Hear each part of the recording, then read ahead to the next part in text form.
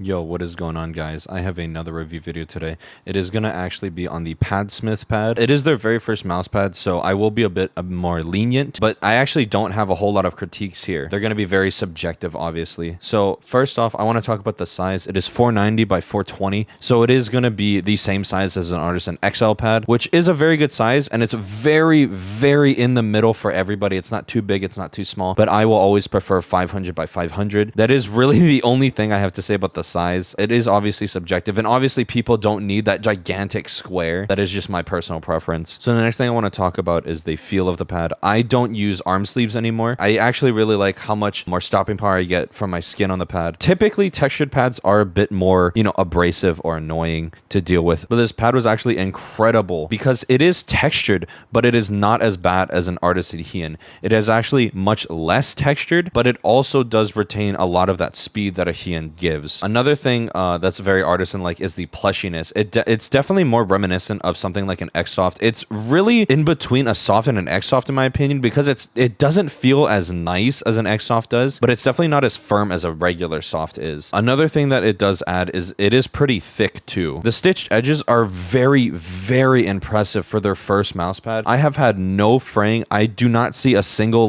nick anywhere in the stitching. It's just barely lower than the pad, so it's not gonna be abrasive at all. And even if you do feel the stitched edges, it is incredibly soft to the touch. Doing a lot of vertical movements, tracking with someone that doesn't use an arm sleeve was very not only effortless, but it was also really nice to feel. Another thing I want to talk about is what mouse feet I typically would use on this pad. I typically use mice that are 60 to 70 grams, and I usually like Corepads or stock feet because typically they're a bit slower, but I did bust out my S2C with Tiger Ice feet for this part of the review. If I had to choose between Corepads, Tiger Ice feet, glass skates, and stock feet, I would definitely choose Tiger Ice feet. Normally with Tiger Ice feet, I like more controlled pads, much like a GameSense Radar, but because this mouse does have that plushiness, you can actually just push into the pad for that extra bit of control, which is really nice. I did have an amazing time with Corepads though. Corepads did give me the most stopping power, and maybe because I've used an XM1R for so long, tracking was very easy, but I definitely want to say that Tiger Ice feet might be the way to go. Glass skates were just too fast actually. If I was using glass feet, I would not use anything that has speed on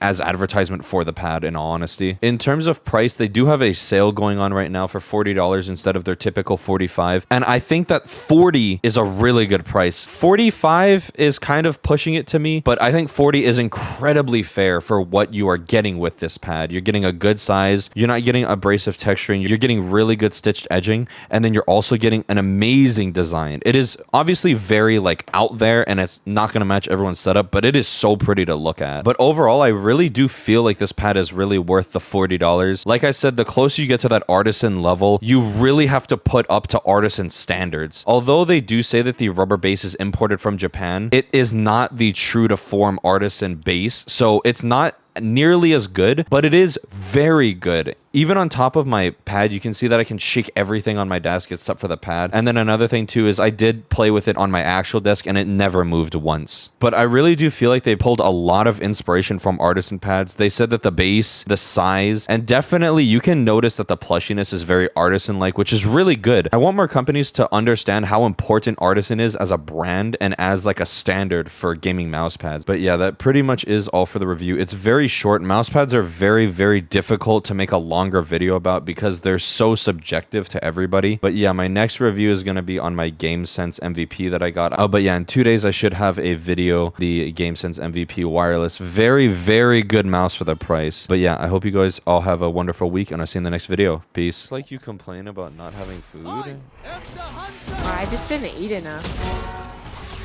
Oh, wait, she's in that top left corner, top left corner. Look up, look up.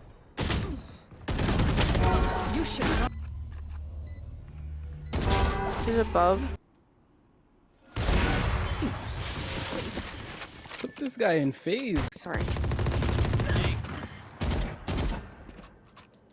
She's literally a mess. Why should we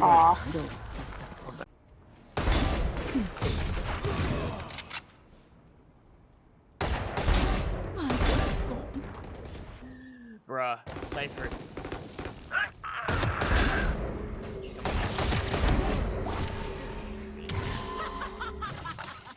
I know exactly where you are.